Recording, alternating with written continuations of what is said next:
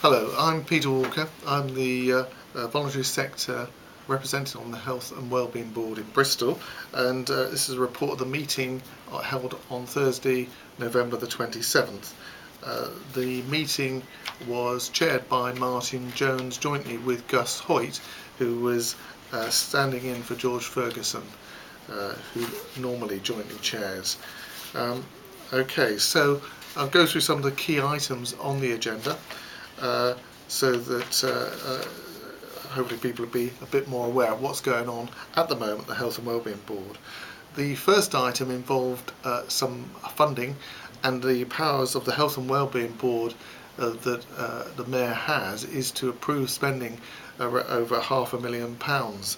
And one of these was an item that came, as I say, at the top of the agenda at the meeting last week, and involved some underspend, a £1.8 million underspend of public health money.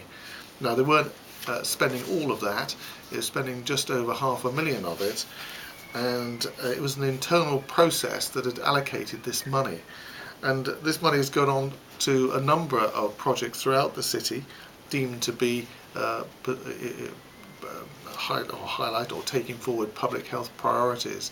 And below this video on the site here, you will find a link to the full report which gives details of all those projects funded. There is a further £1.2 million which has yet to be allocated, and that money will be allocated over the coming months against some clear criteria, or clear sort of directions, if you like, which is including addressing health inequalities, working within the council to creatively use the funds to make the biggest possible impact, and some prevention funding as well. So that's all to come. So that was the first item on the agenda. The second item concerned alcohol misuse in the city, and the need to revisit the alcohol harm minimisation strategy, or harm reduction strategy in fact. And again, a big issue right across the country, the importance of alcohol as a health issue as well as a criminal justice issue as well. There's a lot of interface, and one of the discussions that the board had was about where the leadership, the governance should be around this issue. And at the moment it sits between the Safer Bristol executive and the Health and Wellbeing Board, and there was quite a clear view that the Health and Wellbeing Board was best placed to promote this as primarily a health issue. Obviously there are, as anybody who's been out on a Saturday night in Bristol knows, criminal justice issues as well as licensing issues.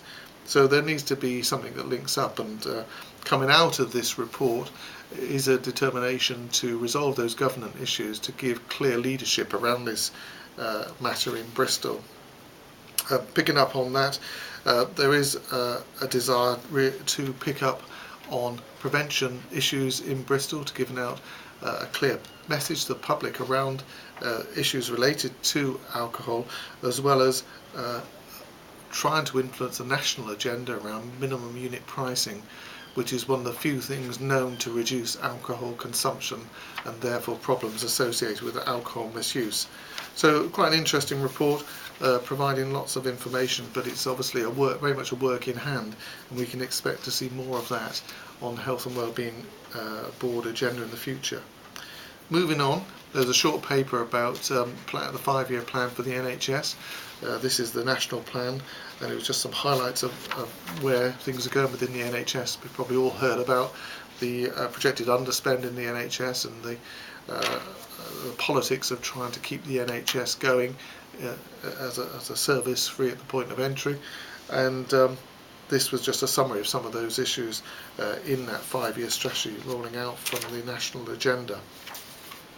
Moving on, the CCCG itself has drafted its commissioning plans for the coming year, and that's out to public consultation.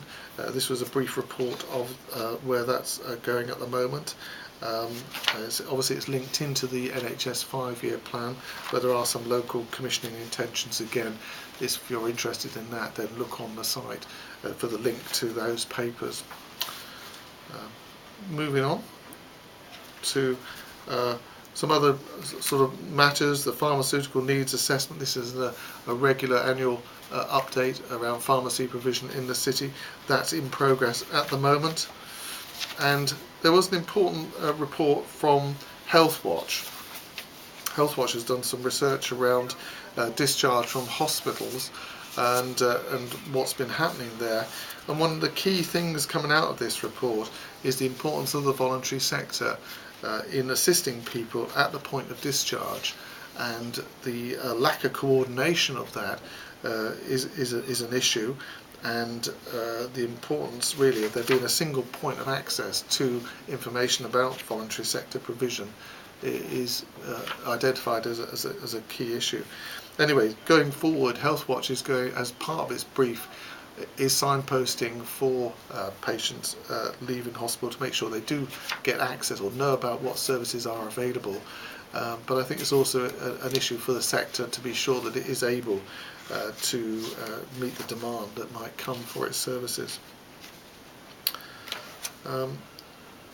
One new issue within and that research report, by the way, is available, and again is well worth looking at for those people who are interested in that particular issue. Health and Wellbeing Board Champions. Champions is something that the board has agreed basically to identify members of the board who are prepared to act to highlight issues surrounding some of the key themes of the health and wellbeing strategy. The idea has been to appoint people who do not have any specialist knowledge of the particular area in which they're championing, which seems slightly paradoxical, but there we are. That's what's been agreed. And I think the rationale behind it being that they can ask perhaps some of the most obvious questions perhaps of those particular areas, and therefore perhaps elicit some clarity rather than getting embroiled in the detail of their particular topic. So there are champions now for the various sectors, and again a list will be published on the website of the council, and indeed on this website, so you can go to that and you can contact those champions should you have an issue that falls in their area. That's pretty well it really, apart from a paper around dental care, particularly focused around children, and you'll be perhaps amazed to know that Public Health England have found that 12% of 3-year-olds have tooth decay. So avoid sugary drinks. You've got children under 3, avoid sugary drinks. Milk and water only, please. Prevent dental decay. Okay, that's about it. Thanks.